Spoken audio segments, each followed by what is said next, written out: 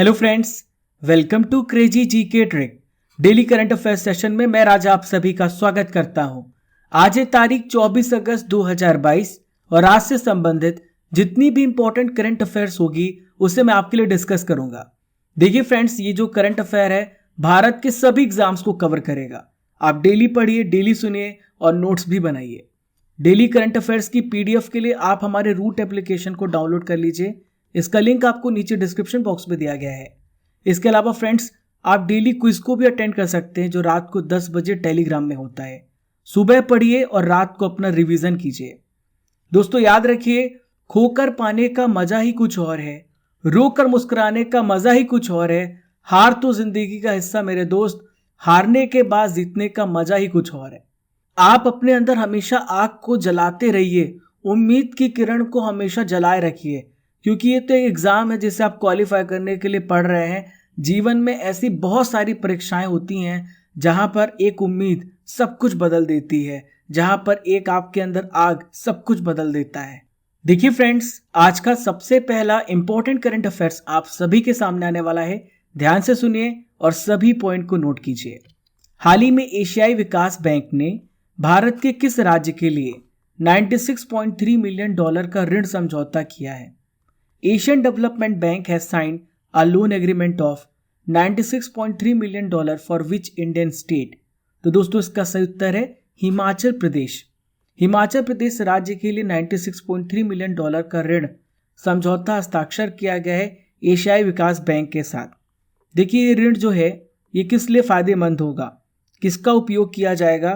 तो इसमें उपयोग किया जाएगा सुरक्षित पेयजल उपलब्ध कराने के लिए और जो जल आपूर्ति है, वाटर की सप्लाई को पूरा करने के लिए, स्वच्छता सेवाओं में सुधार के लिए समझौते पर हस्ताक्षर किए गए हैं। अब आप समझ गए होंगे कि क्यों हस्ताक्षर किए गए हैं। इस परियोजना में 2024 तक सभी ग्रामीण परिवारों को पाइप से पानी उपलब्ध कराने के लिए ये समझौता किया गया है। इस परियोजना में 75,000 से अधिक घरों को जोड़ा भी जाएगा। देखिए फ्रेंड्स, यहाँ पे बात आ रही एडीबी की, यानी एशियन डेवलपमेंट बैंक की। तो इससे रिलेटेड सारे इंपॉर्टेंट पॉइंट्स को कवर करते हैं, क्योंकि बहुत सारे क्वेश्चन इंटरनेशनल ऑर्गेनाइजेशन से पूछ लिए जाते हैं। ध्यान से सुनिए। सबसे पहले इसकी स्थापना को देखते हैं। ये कब एस्टेब्लिश हुआ है? 1966 में स्थापित हुआ और यह एक क्षेत्रीय विकास बैंक है। अभी देखिए मेंबर कंट्रीज की बात करेंगे तो टोटल 68 कंट्रीज इसकी मेंबर कंट्रीज हैं। इसका हेडक्वार्टर कहाँ पर है? मांडुलुयोंग फिलीपींस में है। दोस्तों फिलीपींस की राजधानी मनीला में इसका हेडक्वार्टर है। प्रेजेंट में इसके प्रेसिडेंट है मास्तुसुगु अस्कावा। याद रखिएगा, एशियाई विकास बैंक जो है वर्ल्ड बैंक के आधार पर ही बनाया गया है। फरवरी 2018 में जो आंकड़े हमारे पास हैं उसके मुताबिक यूएसए और जापान दोनों देशों के पास इसके 5,52,210 शेयर हैं, जो कि टोटल शेयर का 12.756%। देखिए फ्रेंड्स, सेकंड इंपॉर्टेंट क्वेश्चन मैं आपको जो बताने वाला हूँ काफी महत्वपूर्ण है, बहुत ध्यान से सुनिएगा। हाल ही में भारत के किस नृत्य को यूनेस्को की अमूर्त सांस्कृतिक विरासत सूची में शामिल करने के लिए नामांकित किया गया है? Which Indian dance has been nominated for inclusion in the UNESCO intangible cultural heritage list? तो इसका सही उत्तर है भरतनाट्यम। क्या उत्तर इसका? भरतनाट्यम है।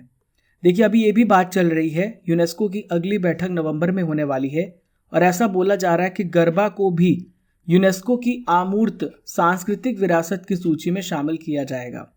2021 में अभी लेटेस्ट की बात करें तो मैंने आपको पढ़ाया भी था, दुर्गा पूजा को यूनेस्को की अमूर्त सांस्कृतिक विरासत सूची में भी शामिल किया जा चुका है।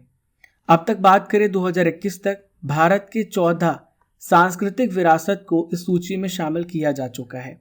मैं एक एक करके सारी लिस्ट बता रहा हूँ, ध्यान से सुनिए। एग्जाम से रिलेटेड क्वेश्चन पूछे जा सकते हैं। तो देखिए सबसे पहला है वैदिक जप की परंपरा। तो देखिए वैदिक जप की परंपरा 2008 में शामिल किया गया है। रामलीला रामायण का पारंपरिक प्रदर्शन 2008 में। देखिए नेक्स्ट है कुटियाट्टम संस्कृत थिएटर 2008 में शामिल किया गया है। रमन धार्मिक त्योहार और गढ़वाल हिमालय के अनुष्ठान थिएटर ये 2009 में शामिल किया गया। नेक्स्ट है मुट्टियट्टू अनुष्ठान थिएटर और केरल का नृत्य नाटक 2010 में। कालबेलिया लोकगीत और नृत्य जो कि राजस्थान में 2010 में शामिल किया गया छाऊ नृत्य 2010 में, लद्दाख का बौद्ध जाप 2012 में, संकीर्तन अनुष्ठान गायन ढोल और मणिपुर का नृत्य 2013 में। देखिए 10वां है जंडियाला गुरु के ठठेरे बर्तन बनाने का पारंपरिक पीतल और तांबे का शिल्प 2014 में। योग वेरी वेरी इंपॉर्टेंट, तो योग को 2016 में शामिल किया गया है। नवरोज को 2016 में शामिल किया गया है। कुंभ मेले को 2017 में, दुर्गा पूजा 2021 में। अब देखिए यहाँ पे यूनेस्को की बात आ रही है, तो यूनेस्को की स्थापना 1945 में हुई है। इसका हेडक्वार्टर कहाँ पर है? फ्रांस की कैपिटल पेरिस में। देखिए थर्ड इंपॉर्टेंट क्वेश्चन, हाल ही में अंतरिक्ष गतिविधि की निगरानी के लिए भारत की पहली वेधशाला किस राज्य में स्थापित की जाएगी? तो अंतरिक्ष गतिविधि की निगरानी के लिए भारत की पहली वेधशाला उत्तराखंड राज्य में स्थापित की जाएगी। दोस्तों अंतरिक्ष क्षेत्र का एक स्टार्टअप है, इसका नाम है दिगंतरा, और दिगंतरा के द्वारा उत्तराखंड के गढ़वाल क्षेत्र में भारत की पहली कमर्शियल अंतरिक्ष जागरूकता वेधशाला का निर्माण किया जाएगा। देखिए इसकी मदद से क्या हो सकता है, ये पृथ्वी की परिक्रमा करते हुए 10 सेंटीमीटर आकार की छोटी वस्तुओं को ट्रैक करने में कैपेबल होगा। वेधशाला की मदद से कक्षीय मलबे, जो वहां पर कचरा है, जो वहां पर रोटेट हो रहा है, उससे लेकर सैन्य उपग्रहों तक सभी अंतरिक्ष एक्टिविटीज की निगरानी करने में सक्षम होगा। चलिए फ्रेंड्स, आइए देखते क्वेश्चन नंबर 4। हाल ही में भारत की पहली स्वदेशी रूप से विकसित की गई हाइड्रोजन ईंधन सेल बस का शुभारंभ कहां पर किया गया है? Very very important question. मैं यहाँ पर आपको हाइड्रोजन ईंधन के बारे में बताऊंगा, हाइड्रोजन फ्यूल के बारे में बताने वाला हूँ। तो देखिए कहाँ पर इसकी शुरुआत की गई है? पुणे में। इसका शुभारंभ कहाँ पर किया गया? पुणे में। देखिए फ्रेंड्स, एक इंपॉर्टेंट क्वेश्चन मैं आपको बता रहा हूँ जो आपसे पूछा जा सकता है कि पृथ्वी विज्ञान मंत्रालय किसके पास है? तो इनके पास है, जितेंद्र सिंह के पास है। इन्होंने पुणे में भारत की पहली इंडिजीनियस रूप से डेवलप की गई हाइड्रोजन फ्यूल सेल बस का शुभारंभ किया है। तो देखिए जो स्वदेशी हाइड्रोजन फ्यूल सेल बस है, इसे KPIT CSIR के द्वारा डेवलप किया गया है। दोस्तों ये जो ईंधन सेल बस है, बिजली उत्पन्न करने के लिए किसका इस्तेमाल करेगा? हाइड्रोजन और वायु का उपयोग करेगा, और केवल पानी को अपशिष्ट के रूप में उत्पन्न करता है। दोस्तों यहाँ पे बात आ रही है हाइड्रोजन फ्यूल की, तो मैं आपको हाइड्रोजन फ्यूल के बारे में सारी इंपॉर्टेंट डिटेल्स देता हूँ। देखिए भविष्य का ईंधन कहलाता है हाइड्रोजन फ्यूल। आने वाला समय जो होगा वो हाइड्रोजन फ्यूल का होगा, क्योंकि ये पर्यावरण के लिए अनुकूल है, यानी इन्वायरमेंट फ्रेंडली है। हाइड्रोजन आधारित वाहन की जो परिचालन लागत होती है, डीजल से चलने वाले वाहन की तुलना में बहुत ही कम होती है, और ये केवल 12 से 14% कार्बन डाइऑक्साइड को उत्सर्जित करता है। दोस्तों कण उत्सर्जन डीजल से चलने वाले भारी वाणिज्यिक वाहनों से उत्पन्न होते हैं। हाइड्रोजन से चलने वाले वाहन जो हैं कार्बन उत्सर्जन को कम करेंगे, और हमारा जो लक्ष्य है 2030 तक ग्रीन हाउस गैस के उत्सर्जन को कम करना, 2.5 से 3 बिलियन टन तक कम करने के लक्ष्य को भी ये मददगार होगा हाइड्रोजन फ्यूल। देखिए friends, next important current affairs. हाल ही में ग्लासगो संग्रहालय ये किस देश में स्थित है, जहां से भारत सरकार 7 कलाकृतियों को वापस लाने की तैयारी कर रही है? In which country is a Glasgow museum located from where the Indian government will bring 7 artefacts? तो दोस्तों कहां पर है ये? यूके में है ग्लासगो संग्रहालय। कहां पर है? यूके में है। दोस्तों 18 महीने की बातचीत चली है भारत और यूके के बीच में। दोस्तों इन सभी इंपॉर्टेंट आर्टिफैक्ट्स को लाने का भारत ने हाल ही में फैसला किया है। जो 7 कलाकृतियां हैं इसमें क्या क्या है? एक है इंडो फारसी तलवार, 3 नक्काशीदार पत्थर के खंबे हैं, संगमरमर का खंबा है, सूर्य और हिंदू देवी उमा या फिर दुर्गा की 10वीं सदी का काला क्लोराइड स्टील शामिल है। ये सारी इंपॉर्टेंट पॉइंट्स आप याद रखिएगा जो भारत लाने वाला है, क्योंकि ऐसे क्वेश्चन भी आपसे पूछे जा सकते हैं। देखिए फ्रेंड्स, आज की सबसे पहली नॉलेज फैक्ट्री आप सभी के सामने आने वाली है, और मैं आपको दुनिया के सफर में आज दूसरे देश पे लेके चल रहा हूँ। इस देश का नाम है जापान। कल हमने भूटान के बारे में डिस्कस किया था, आज हम जापान के बारे में जानेंगे। तो देखिए मैप में आप देख पा रहे हैं, ये है जापान। ये आप देख पा रहे हैं, ये कंट्री कौन सा है? जापान है। और जापान के बगल में ये है साउथ कोरिया, ये है नॉर्थ कोरिया, ये है चाइना, ये है मंगोलिया, ये नेपाल है, यहाँ पर म्यांमार, ये थाईलैंड, वियतनाम, ये फिलीपींस है। दोस्तों ये सी ऑफ जापान है। एक एक करके सारे पॉइंट को समझिएगा। जापान किस महाद्वीप में आता है? तो जापान एशिया महाद्वीप में आता है। ये 4 बड़े और लगभग 6,849 लगभग 6,850 छोटे द्वीपों के समूह से बना है, यानी छोटे छोटे आइलैंड से बना है। ये सभी द्वीप प्रशांत महासागर का हिस्सा है। यहाँ पर कौन सा सागर है? ये है पैसिफिक ओशन। इसे हम बोलते हैं प्रशांत महासागर बोलते हैं। जापान में 4 बड़े द्वीप हैं। सबसे पहला जो द्वीप है इसको बोलते हैं होन्शु, दूसरा है होक्काइडो, तीसरा है क्यूशु और चौथा है शिकोकू। तो 4 बड़े द्वीपों के साथ जापान है और छोटे छोटे अन्य द्वीप भी शामिल हैं। दोस्तों, जापान का सबसे निकटतम पड़ोसी देश चाइना है और यहाँ पर देखिए आप, ये कोरिया है और फिर ये रूस है। जापान की कैपिटल है टोक्यो। इसके कुछ बड़े महानगर हैं जापान के, योकोहामा, ओसाका और क्योटो। जापान में दोस्तों सबसे बड़ी बात है, लगभग हर साल 1500 भूकंप आते हैं। जापान को बहुत सारे अन्य उपनामों से भी जाना जाता है। जैसा कि आप जानते होंगे, जापान को सूर्योदय का देश कहा जाता है, इसे सुकुमार फूलों का देश कहा जाता है और पूर्व का ग्रेट ब्रिटेन के नाम से जाना जाता है। जापान के कुछ इंपॉर्टेंट इंडस्ट्रियल क्षेत्र हैं, ध्यान से सुनिए। जापान का जो मैनचेस्टर है इसे बोलते हैं ओसाका। ये अपने कपड़ों के लिए फेमस है। मैनचेस्टर जो है ये कपड़ों के लिए जाना जाता है। जापान का पिट्सबर्ग है यवाटा। पिट्सबर्ग किस लिए जाना जाता है दोस्तों? स्टील इंडस्ट्री के लिए जाना जाता है पिट्सबर्ग। ठीक है, यहाँ पर देखिए जापान का डेट्रॉइट या फिर ब्रेडफोर्ड कहा जाता है नगोया। तो डेट्रॉइट जो है ऑटोमोबाइल इंडस्ट्री के लिए जाना जाता है। ठीक है, ऑटोमोबाइल इंडस्ट्री के लिए जाना जाता है नगोया। प्रधानमंत्री कौन है प्रेजेंट में? फूमियो किशिदा है। देखिए फ्रेंड्स, आइए बढ़ते हैं 6th इंपॉर्टेंट करंट अफेयर्स की ओर। हाल ही में उल्ची फ्रीडम शील्ड संयुक्त सैन्य अभ्यास अमेरिका और किस देश के बीच में शुरू हुआ है?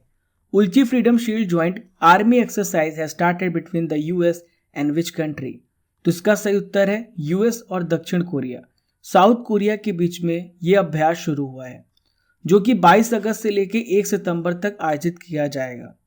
दोस्तों, लगभग 4 साल में पहली बार ऐसा हो रहा है। दोनों देश उत्तर कोरियाई हमले का जवाब देने के लिए मैदानी अभ्यास आयोजित कर रहे हैं। हालांकि इस ऑपरेशन का डिटेल एनालिसिस नहीं बताया जा रहा है, इसका विवरण जारी नहीं किया गया है, लेकिन आमतौर पर मैदानी अभ्यास में विमान, युद्धपोत, टैंक और हजारों सैनिक शामिल होते हैं। यहाँ पे बात आ रही है सैन्य अभ्यास की, तो मैं आपको महत्वपूर्ण संयुक्त सैन्य अभ्यास बताने वाला हूँ। देखिए, भारत और रूस के बीच में जो सैन्य अभ्यास होता है ये है इंद्र। भारत और सिंगापुर के बीच में होता है सिम्बैक। देखिए, भारत और सिंगापुर के बीच में होता है अग्नि योद्धा अभ्यास और भारत और सिंगापुर के बीच में ही होता है बोल्ड कुरुक्षेत्र। सेल्वेक्स जो होता है भारत और संयुक्त राज्य अमेरिका के बीच में होता है। भारत और संयुक्त राज्य अमेरिका के बीच में युद्ध अभ्यास भी होता है और साथ में वज्र प्रहार भी होता है। भारत और श्रीलंका के बीच में स्लीनेक्स और मित्र शक्ति सैन्य अभ्यास होता है। भारत और बांग्लादेश के बीच में संप्रीति होता है। भारत और फ्रांस के बीच में जो अभ्यास होता है वो है वरुण। इसके अलावा है शक्ति सैन्य अभ्यास और डेजर्ट नाइट। देखिए 7th क्वेश्चन, हाल ही में 65वें राष्ट्रमंडल संसदीय सम्मेलन की मेजबानी कौन सा देश कर रहा है? विच country is hosting 65th Commonwealth parliamentary conference? तो कनाडा इसकी मेजबानी कर रहा है। ये कहाँ पर हो रहा है? कनाडा में हैलीफैक्स में हो रहा है। 20 से लेकर 26 अगस्त तक ये चलेगा, इसका आयोजन किया जाएगा। थीम क्या है? Inclusive, accessible, accountable and strong parliament, the cornerstone of democracy and essential for development. दोस्तों, भारत की तरफ से कौन पार्टिसिपेट कर रहा है? तो भारत की तरफ से लोकसभा अध्यक्ष ओम बिरला इसमें पार्टिसिपेट कर रहे हैं, नेतृत्व कर रहे हैं। यहाँ पे हम बात करेंगे राष्ट्रमंडल की। तो राष्ट्रमंडल की स्थापना 28 अप्रैल 1949 को हुई, यानी 1949 में इसकी स्थापना हुई थी 8 देशों को मिलाकर। वर्तमान में कॉमनवेल्थ देशों की संख्या 56 हो गई है। गैबोन और टोगो दोनों देश जो हैं, मैंने आपको पढ़ाया था, जून 2022 में कॉमनवेल्थ देश बने हैं। ये देश कभी भी ब्रिटिश साम्राज्य के अधीन नहीं थे, फिर भी ये कॉमनवेल्थ का हिस्सा बने हैं। हालांकि रवांडा और मोजाम्बिक कभी भी ब्रिटिश साम्राज्य के अधीन नहीं रहे, वो भी राष्ट्रमंडल के सदस्य हैं। देखिए फ्रेंड्स, संयुक्त राज्य अमेरिका जो कि ब्रिटिश साम्राज्य के अधीन था, लेकिन वो राष्ट्रमंडल का सदस्य नहीं है। 8th क्वेश्चन को आइए देखते हैं। विद्या रथ स्कूल ऑन व्हील्स परियोजना इसे किस राज्य में शुरू किया गया है? Vidya Rath schools on wheels project has been started in which state? तो इसे असम राज्य में शुरू किया गया है। असम के प्रेजेंट में चीफ मिनिस्टर हैं Himanta Biswa Sharma.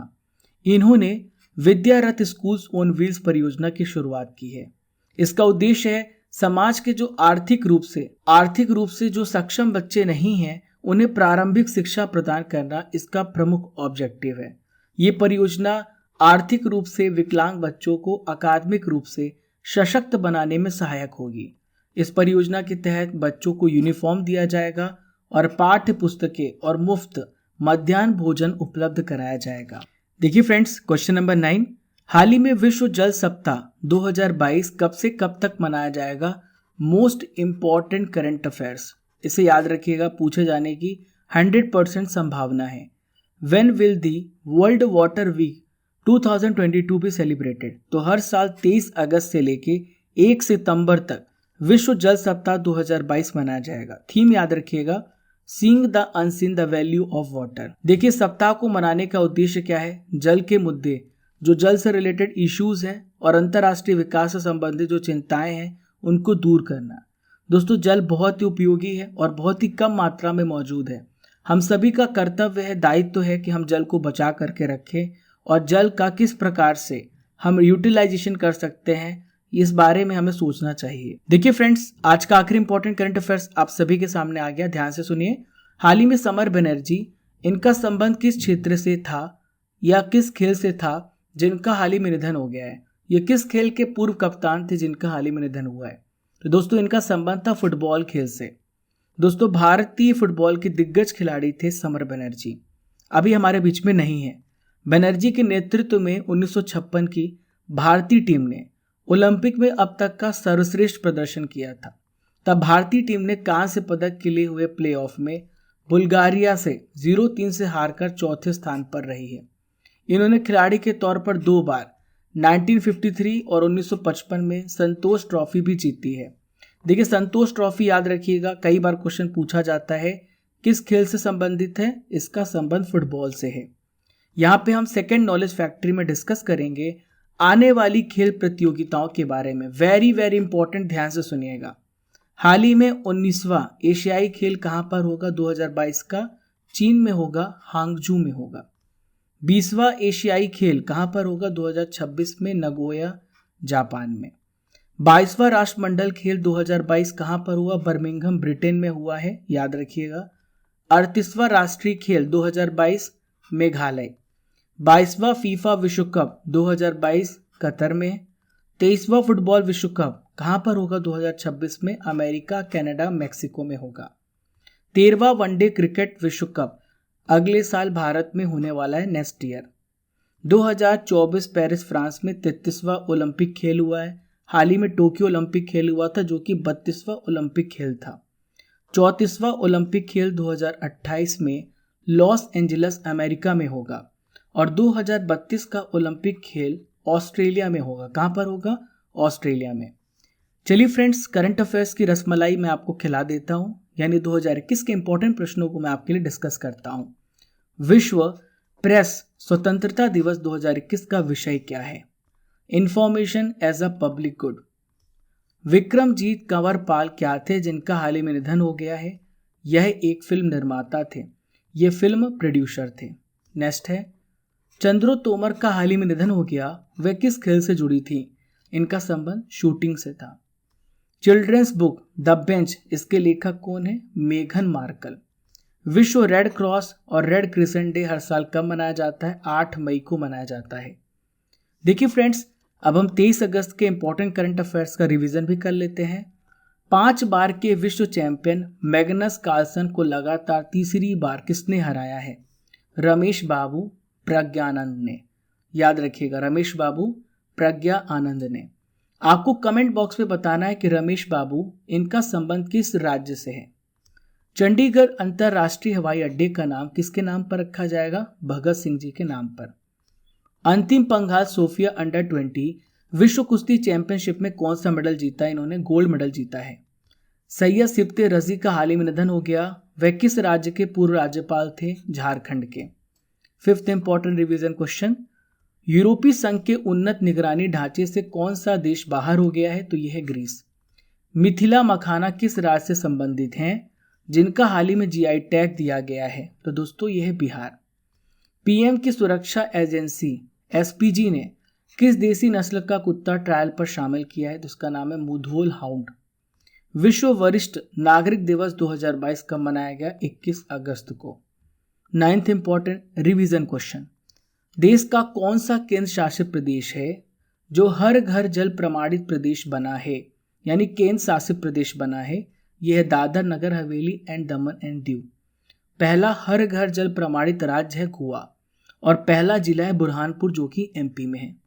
North east Olympic game 2022 की मेजबानी कौन सा राज्य करेगा? तो यह है मेघालय। देखिए फ्रेंड्स, मैं आपसे प्रश्न कर रहा हूं जिसका उत्तर आपको कमेंट बॉक्स पे देना है।